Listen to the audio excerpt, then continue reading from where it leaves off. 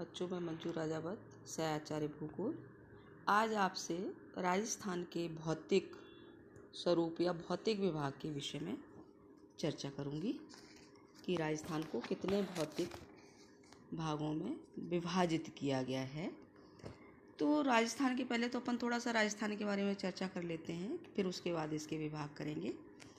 राजस्थान राज्य का भारतीय उपमहाद्वीप के उत्तर पश्चिम में स्थित है। राजस्थान का अगर हम क्षेत्रीय विस्तार देखें तो सर्वाधिक है। इस कारण इसका जो भौतिक स्वरूप है उसमें हमें विविधताएं और जटिलताएं देखने को मिलती हैं। जो भाग जितना बड़ा होता है उतना ही उसमें जटिलताएं ज़्यादा होती हैं। यह प्रदेश पहाड़ी, मैदानी, पठारी, रेतीले भूभाग में बटा हुआ है। इसलिए राजस्थान को प्रकृति की विविध कलाओं का नमूना भी कहा जाता है। अब हम बात करते हैं राजस्थान में जो धरातली बनावट है उसके बारे में। तो राजस्थान विश्व का जो प्राचीनतम भूखंड है गोंडवाना लैंड, उसका ही एक अवशिष्ट भाग है। ऐसा माना जाता है कि जो अंगारा लैंड और गोंडवाना लैंड था उसके मध्य में एक टैथिस सागर था। तो राजस्थान प्रदेश का अधिकांश पश्चिमी और उत्तरी पूर्वी भाग टैथिस सागर का ही अंग है, ऐसा माना गया है। और प्रदेश का जो दक्षिणी और दक्षिणी पूर्वी भाग है वो गोंडवाना लैंड का अंग माना गया है। और राजस्थान का जो पूर्वी मैदान में है वह स्पष्ट रूप से गंगा यमुना नदियों द्वारा निर्मित है। ठीक है। अब राजस्थान को अगर हम भौतिक स्वरूप के आधार पर विभाजित करते हैं तो इसके 4 प्रमुख विभाग हैं और उनके उपविभाग, अन्य उपविभाग हैं। तो पहला है राजस्थान का पश्चिमी मरुस्थलीय प्रदेश। इस प्रदेश को 2 भागों में बांटा गया है। पहला है रेतीला शुष्क मैदान और दूसरा है अर्ध शुष्क मैदान या राजस्थान बांगर।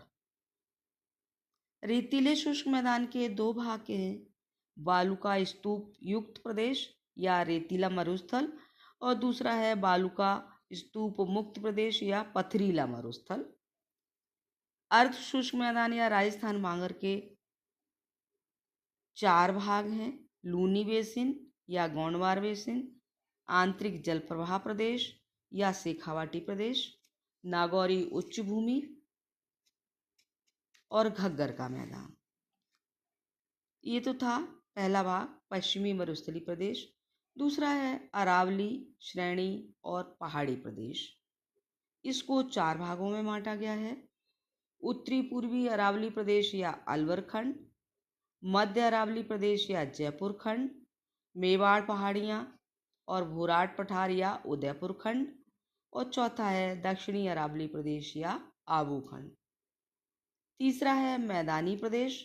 इसको 3 भागों में बांटा गया है, चंबल बेसिन, बनास बेसिन, मध्य माई बेसिन या छप्पन का मैदान। चौथा है दक्षिणी पूर्वी पठारी प्रदेश या हाड़ौती का पठार। इसको 2 भागों में बांटा गया है, विंध्यन भूमि और दक्कन लावा पठार। तो इस तरह से राजस्थान के जो भौतिक विभाग हैं 4 मुख्य भाग हैं और अन्य उपविभागों में इसको बांटा गया है। तो पहला आता है पश्चिमी रेतीला मैदान।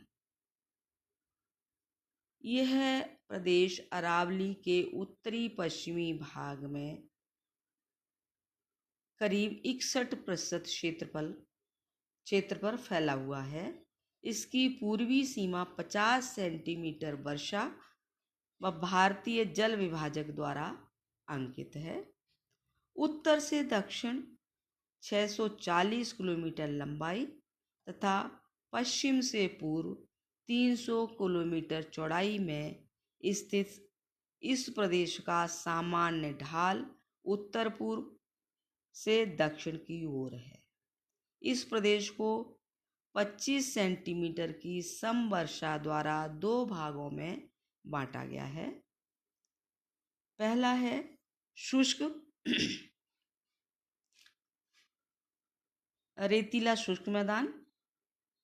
इसको 2 भागों में बांटा था अपन ने। पहला था बालू का स्तूप युक्त और दूसरा था बालू का स्तूप मुक्त। तो रेतीला शुष्क मैदान का पहला भाग है बालू का स्तूप युक्त। यह जैसलमेर, बीकानेर, चूरू, पश्चिमी जोधपुर, पश्चिमी नागौर, बाड़मेर के 2/3 भाग पर इसका विस्तार है। और यहाँ पर चट्टानें, अनावृत चट्टानें तथा बालू का स्तूप स्थलाकृतियाँ पाई जाती हैं। दूसरा है बालू का स्तूप मुक्त क्षेत्र। इसके अंतर्गत जैसलमेर, पोखरण और फलौदी तहसील में 65 किलोमीटर क्षेत्र में फैला यह क्षेत्र चूना पत्थर तथा बालू का पत्थर से अनावृत है। इसे रन के नाम से भी जाना जाता है।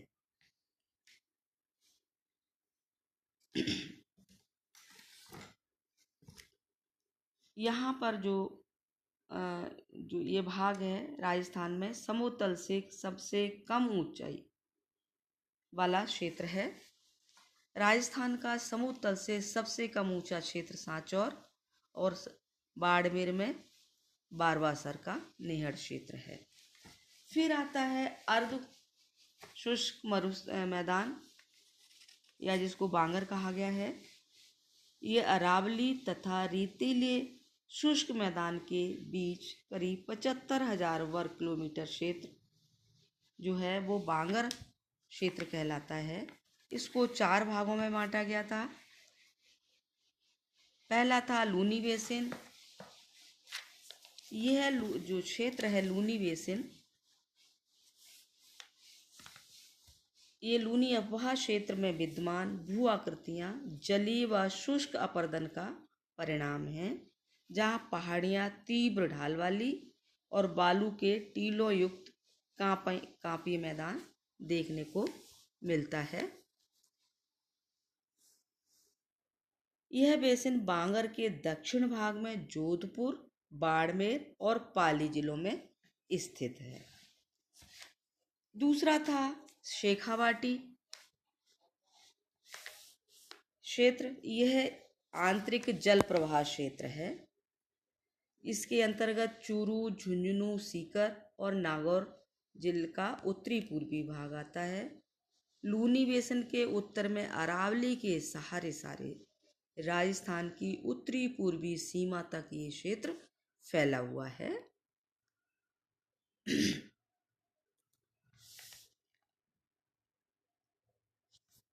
तीसरा आता है नागौरी उच्च भूमि।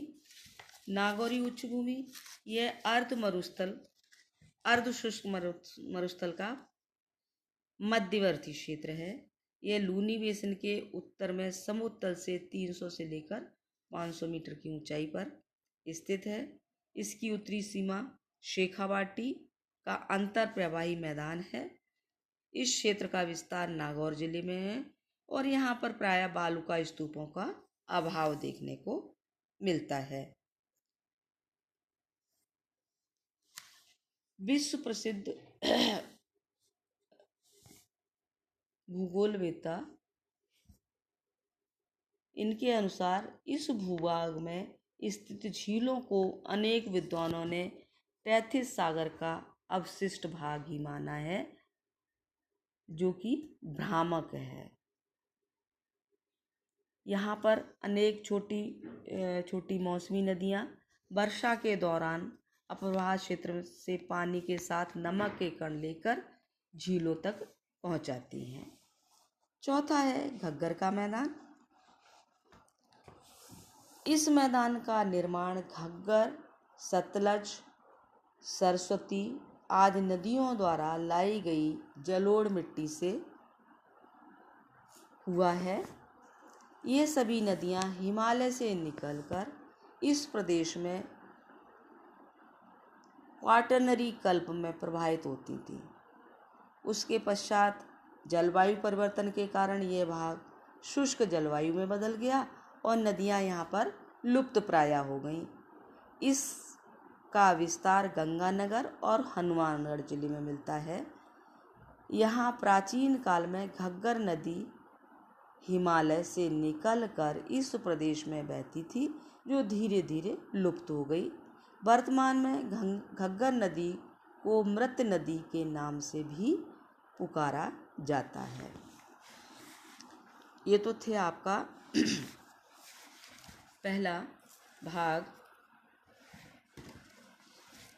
दूसरा है, अब आता है मरुस्थलीय प्रदेश का महत्व, कि मरुस्थलीय प्रदेश का महत्व क्या है। पेट्रोलियम और प्राकृतिक गैस के भंडार प्राप्त होना बाड़मेर और जैसलमेर में। दूसरा यहाँ पर लिग्नाइट कोयले के जमाव प्राप्त होना, लिग्नाइट कोयला बीकानेर में। अब परंपरागत ऊर्जा स्रोत पवन और सौर ऊर्जा का सर्वाधिक क्षमता वाला क्षेत्र है। इमारती पत्थर सैंडस्टोन और ग्रेनाइट बड़ी मात्रा में यहाँ पर प्राप्त होना। इसके अलावा खनिज में चूना जिप्सम निकलता है। खारी झीलों से नमक प्राप्त होता है, जिनसे कि खाद बनाई जाती है। जैव विविधता का अनूठा उदाहरण होना। राष्ट्रीय मरु उद्यान में विभिन्न व कई विचित्र प्रजाति के जीव प्राप्त होना। पश्चिमी राजस्थान में मुख्यतः पशुपालन ऊन व्यवसाय किया जाता है। इन पर आधारित लघु कुटीर उद्योगों का विकास होना।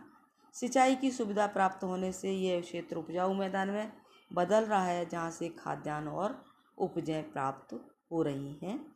सापेक्षिक दृष्टि से अगर हम इस क्षेत्र को देखें, मरुस्थलीय प्रदेश का दक्षिणी पश्चिमी व भू आकृतिक प्रदेश अस्पष्ट अधर प्रवाह का क्षेत्र है।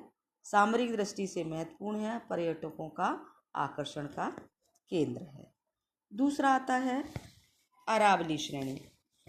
अरावली श्रेणी राजस्थान के लगभग मध्य में दक्षिण पश्चिम भाग सिरोही से उत्तर पूर्व खेतड़ी तक श्रृंखलाबद्ध रूप में पर्वतमाला 550 किलोमीटर लंबाई में राज्य के करीब 9.3% भाग पर विस्तृत है और इसकी औसत ऊंचाई 900 मीटर है।